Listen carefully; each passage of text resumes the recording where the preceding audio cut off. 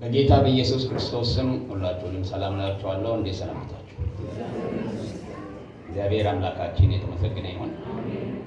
ክብር ለእግዚአብሔር ይሁን። አሜን። ዛሬም ተገናኘን አይደል? ስለ እግዚአብሔር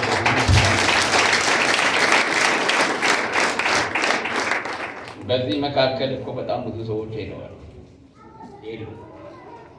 እኛ እግዚአብሔር ምሕረትና ቸርነት ብቻ ጠብቆን ዛሬም እግዚአብሔርንም ለማምለክ በሱ ፊት ለመሆን ቃሉንም ለመስማት ለእግዚአብሔርም ለመዘመር እግዚአብሔር ጊዜ ሰጥቶን በሱ ፊት እንድንሆን አድርጎናልና ለዚህ እግዚአብሔርን እንደገና ልናመሰግነው ይገባል። ይሄ ትልቅ ዕድል ነው። ይሄን ዕድል ማንም አይወስድብንም። ክብር ለእግዚአብሔር ይሁን። ከጌታ ጋር እስካለን ድረስ ጌታን የማምለክ ዕድል ማንም አይወስድብንም። ክብር ለእግዚአብሔር ይሁን። ባለፈው ሳምንት ያው ሁላችሁም እንደምታውቁት በዚህ ቦታ ላይ ያው እግዚአብሔርን ቃል በተለይ መዝሙረ ዳዊት ምዕራፍ 62 ቁጥር 11 ላይ እግዚአብሔር አንድ ጊዜ ተናገረ፣ እኔም ይህን ብቻ ሰማሁ፣ ኃይል የእግዚአብሔር ነው በሚል ርዕስ ስር የእግዚአብሔርን ቃል ስንነጋገር ቆይተናል። ክብር ለእግዚአብሔር ይሁን። ያው በዛን ቀን በጣም ሙቀት ነበረ። አገልግሎቴንም በመካከል ለማቆም እና ለማረፍ ተገድጃለሁ እኔ። ነገር ግን እግዚአብሔር ዛሬ የራሱን ጥላ ከውጪ ሰጥቶን ተረጋግተን ለመቀመጥና ለመምጣት ችለናል። ከዛም በተረፈ በዕለቱ እናንተም እኛን እዚህ ጋር የምንቆም በተለይ በእድሜ ጠና ያለን ሰዎች በሙቀት እንዳንጎዳባችሁ ያላችሁን በማዋጣት ቬንቲሌተር እንገዛለን ተባብለን እነሆ አሁን ቬንቲሌተሮቹ ያው ነፋስ ከውጭ እያመጡ ነው። እግዚአብሔር ተመሰገነ ነው። ይሁት ወደ ላይ ከተባበረ አንድ የሆነ ልባችንን ለእግዚአብሔር ከሰጠን የማንሰራው ነገር የለም። ምክንያቱም ኃይል የእግዚአብሔር ስለሆነ። አሜን አሜን። ከተባበርን ልባችንን ለእግዚአብሔር ከሰጠን ከቤተ ክርስቲያን ጋር ከቆምን ከመሪዎች ጋር ከቆምን አገልጋዮች ጋር ከቆምን ልንሰራ የማንችለው አንዳች ነገር አይኖርም። ምክንያቱም ኃይል የማን ነው? ስለዚህ እኛ በእግዚአብሔር ኃይል የምንንቀሳቀስ ነንና ይሄንን ልናደርግ ችለናል። ክብር ለእግዚአብሔር ይሁን። እናንተም ልባችሁን ሰጣችሁ። ድንገት ነው የጠየቅናችሁ። ተዘጋጅታችሁ አልመጣችሁም። አንዳንዶቻችሁ በእግሮቻችሁ እንደሄዳችሁ አስባለሁ። የሳችሁ ዛሬ ግን መጥቶ ችላችኋል። ክብር ለእግዚአብሔር ይሁን። ወደፊትም ቢሆን እግዚአብሔር እንዲህ አይነት ስራ እንድንሰራ ነው እግዚአብሔር የፈቀደው። እዚህ ቤቱ በሀብታሞች አንደገፍም፣ በብርና በወርቅ ላይም አንደገፍም። የእግዚአብሔርን ስራ ለመስራት በእግዚአብሔር ላይ ነው የምንደገፈው። ብሩም ወርቁም የማን ስለሆነ? የእግዚአብሔር ስለሆነ በማንም ላይ ቤተክርስቲያን አትደገፍም። ቤተክርስቲያን ተልእኮ አላት። ያን ተልእኮ የምትፈጽመው በእግዚአብሔር ላይ ተደግፋ ነው። እግዚአብሔር ደግሞ ምን አለው? ልጆች አሉ። ልጆቹ ያላቸው ሁሉ የማን ነው? የእግዚአብሔር። ስለዚህ ተሰብስበን እግዚአብሔርን በምናመልክበት ቦታ ላይ ሌሎች እንግዶች ወደኛ በሚጨመሩበት ጊዜ የተመቻቸ መቀመጫ ላይ፣ የተመቻቸ ቦታ ላይ፣ የተመቻቸና መልካም የሆነ ድምፅ አገልግሎት መቀበልና ወደ እግዚአብሔር መንግስትና ወደ ቤተ ክርስቲያናችን መምጣትና መሳብ እንዲችሉ እዚህ አካባቢ ማመቻቸት የሚገባንን ነገር እኛ ራሳችንን የምናመቻቸው እግዚአብሔር የሰጠን እዚህ ያሉት ሽማግሌዎች፣ መጋቢያን፣ ወንጌላውያን በዚህ ስፍራ ላይ ያሉት የእኛን ስራ ለማስተባበር እንጂ ከራሳቸው አመንጭቶ የሚያመጡት ገንዘብ ብር፣ ወርቅ የለም።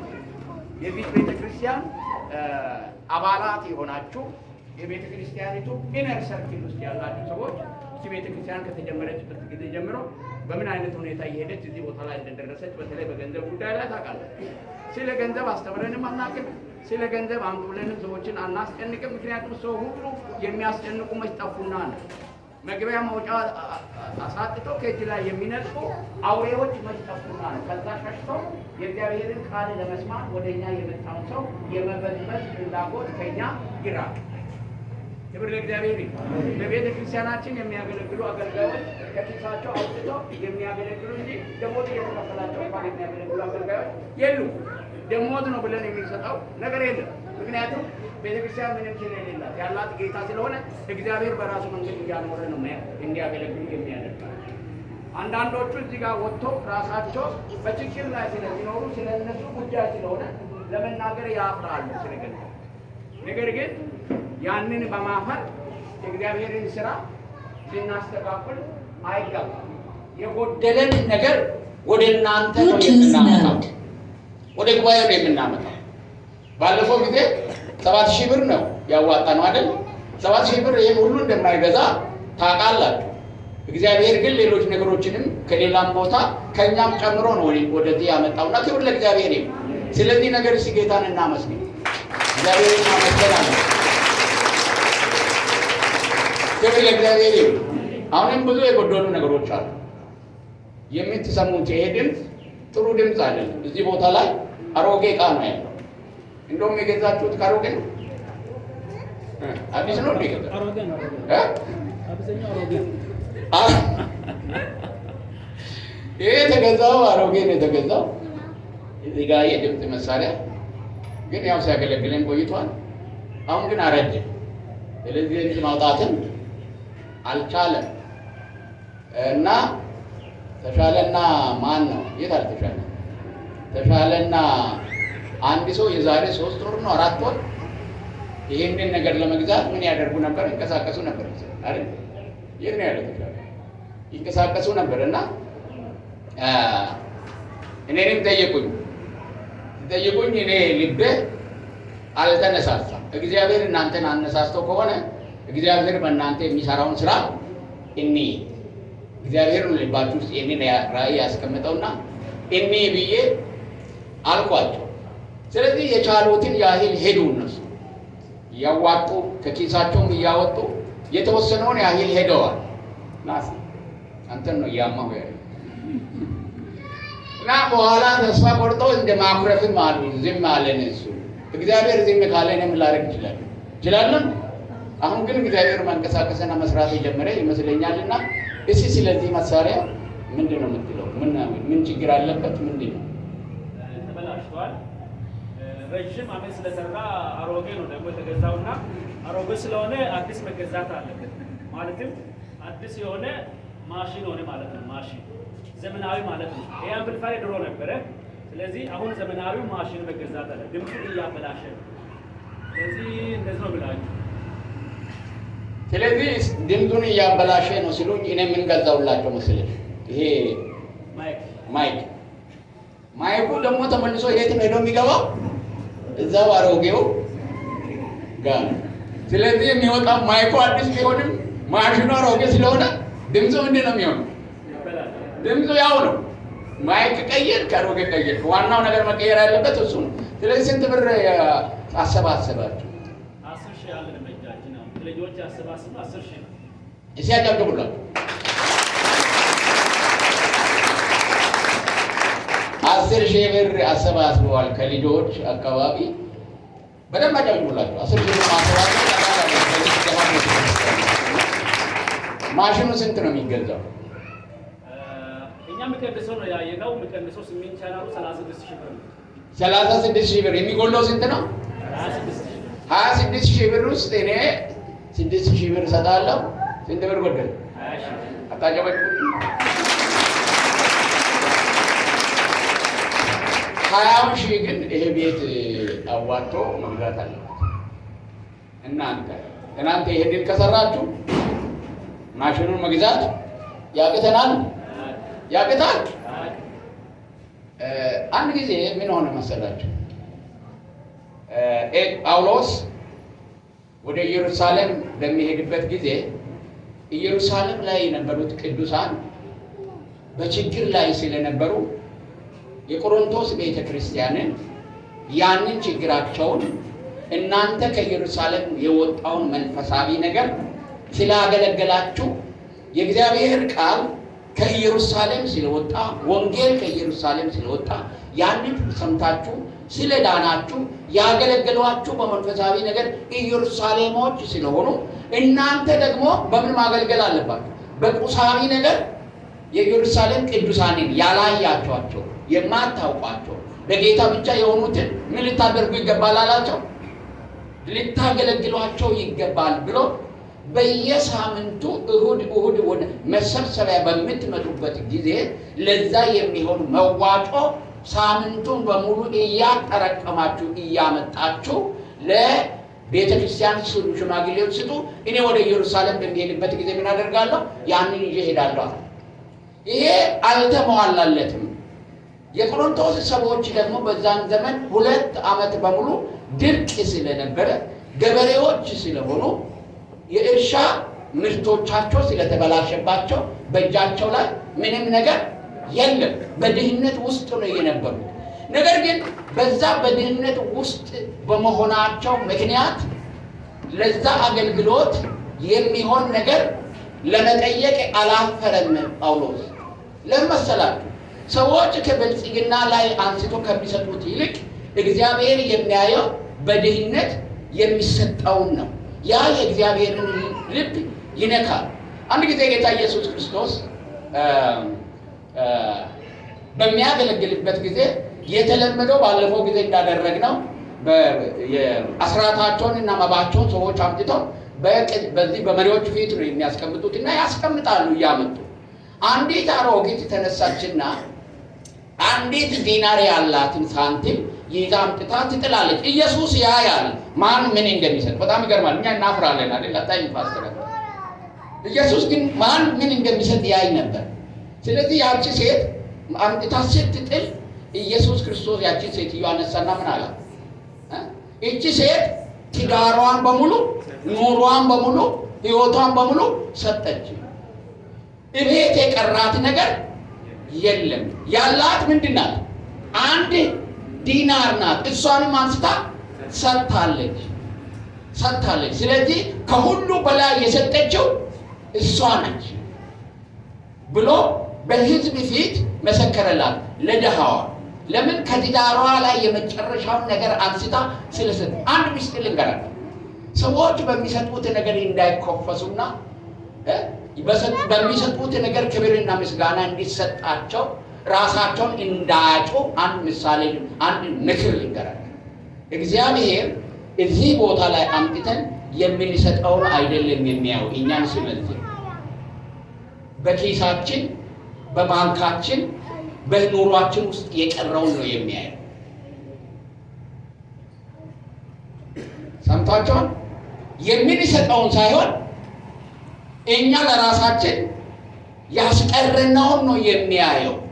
ስለዚህ ያስቀረነውን እግዚአብሔር የሚያይ ከሆነ ስጦታ በመስጠቱ የሚኮፈስና የሚፎክር ሰው ሊኖር አይችልም። ምን ጊዜም ያስቀረነው ብዙ ነው አይደል? እውነት ነው። ያስቀረነው ብዙ ነው፣ የምንሰጠው ጥቂት ነው። እዚህ ቦታ ላይ ያንን በመስጠታችን ሆይ ሆይ ብለን እንድንጨበጨብልን ሊያደርግልን የሚችል ማንም የለም። ምክንያቱም እግዚአብሔር ይስቅብናል። ያስቀረነው ብዙ ስለሆነ ስለ ማንም እዚህ ጋር አንድ ሰው 100,000 ብር ቢሰጥ ይሄኔ እሱ 3-4 ሚሊዮን አስቀርቷል። ስለዚህ ስጦታው በእግዚአብሔር ፊት ምንም አይደለም። መስጠቱ ክፋት ሆኖ አይደለም፣ ግን ሊኮፈስ አይገባም። ይሄን በደንብ ይወቁ። ሁላችንም እዚህ ቦታ ላይ አምጥታችሁ ስትስላችሁ አላችሁ፣ በቤታችሁ ነገር የምትወስዱ ደሞዝ አላችሁ፣ በሱቃችሁ ዕቃ አላችሁ፣ በቤታችሁ ውስጥ የምትበሉት የምትጠጡት አላችሁ። ኢየሱስ ዞር ብሎ ሲያይ ብዙ ነገር አለ። ነገር ግን ያለንን በመስጠት እግዚአብሔርን ማገልገል በእግዚአብሔር ስራ ውስጥ መሳተፍ ነው። እንግዳነት በንጉሡ ያ ቤተ ክርስቲያን ውስጥ የለም። ሁሉም ኃላፊነት ያለባቸው ነው።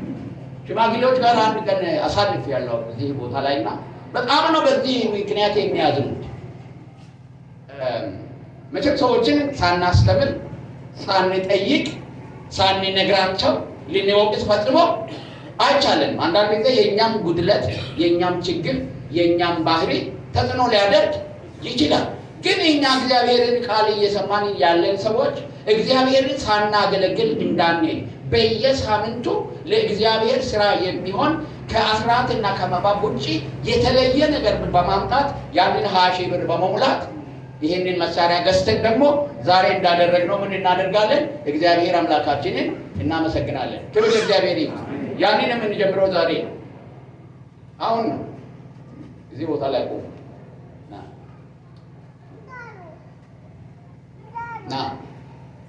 እጂ ያነሳ ሰው ይኸው መሰለቻለሁ 1000 ብር ብሏል። ጻፊ ይሄ ፈጠን ነው። ሌሎች አታውቁና ስጡ ያላችሁ ነገር እንደ አሮጊቷ ኢየሱስ እያየ እዚህ ጋር ጣል ማለት ይዛችሁ መሄዳችሁ ወደ እግዚአብሔር ቃል እንሄዳለን። ፈጠን ብሎ ደስ ያለው ብቻ ይስጥ፣ ልቡ የተነካ ብቻ ይስጥ። ሌላው እየተጨነቀ ወደዚህ እንዲመጣ አንፈልግም።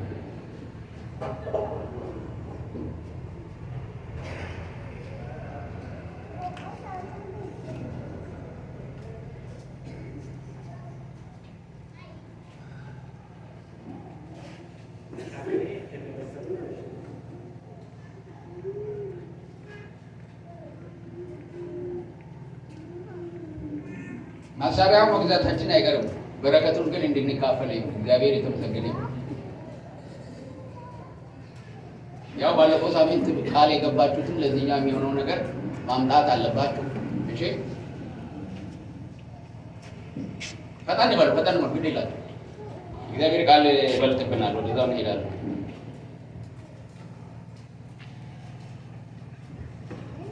ተረሳችሁ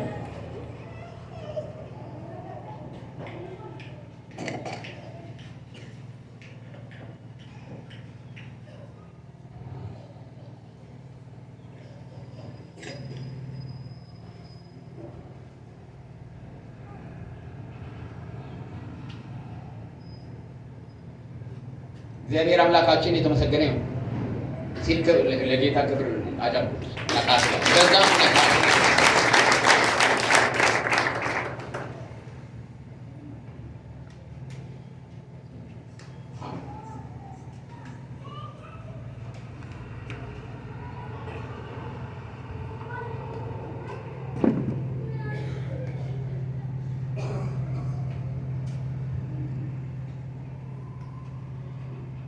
ይበቃናል። ያላችሁ ሰዎች ቃል እየገባችሁ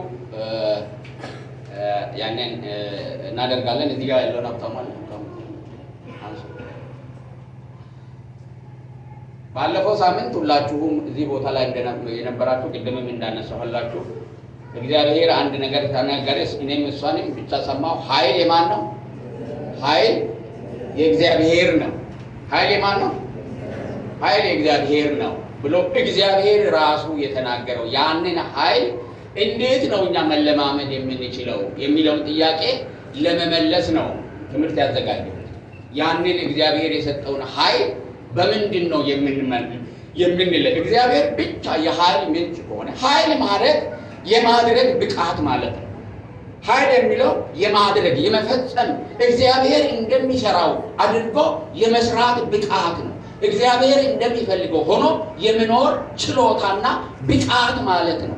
ያ ብቃት ደግሞ መለኮታዊ ብቃት ነው። ያ ብቃት ወደኛ ሊመጣ የሚችለው እንዴት ነው የሚለው ጥያቄ ነው እየመለስን ያለነውና ሁለት መንገድ እንዳለ ነግራቸዋለሁ። እግዚአብሔር ያዘጋጀው ልክ እንደ ሶኬት ሁለት ጫፍ እንዳለው ሶኬት ወደኛ ህይወት የእግዚአብሔር ኃይል የሚመጣው በእነዛ ሁለት መንገዶች ነው። አንደኛው ባለፈው ጊዜ እንደተነጋገርነው የእግዚአብሔር ቃል ነው። የእግዚአብሔርን ቃል ስንሰማ የእግዚአብሔር ኃይል ወደ ህይወታችን ይመጣል። ሁለተኛው የእግዚአብሔር መንፈስ ነው። የእግዚአብሔር መንፈስ በእኛ ላይ ሲወርድ የእግዚአብሔር ኃይል ወደኛ ይመጣና እግዚአብሔር የሚፈልገውን ነገር በመንፈስ ቅዱስ አማካይነት እናደርጋለን፣ እናከናውናለን። ይሄ የእግዚአብሔር ኃይል ወደኛ ህይወት የሚመጣበት መንገድ ነው።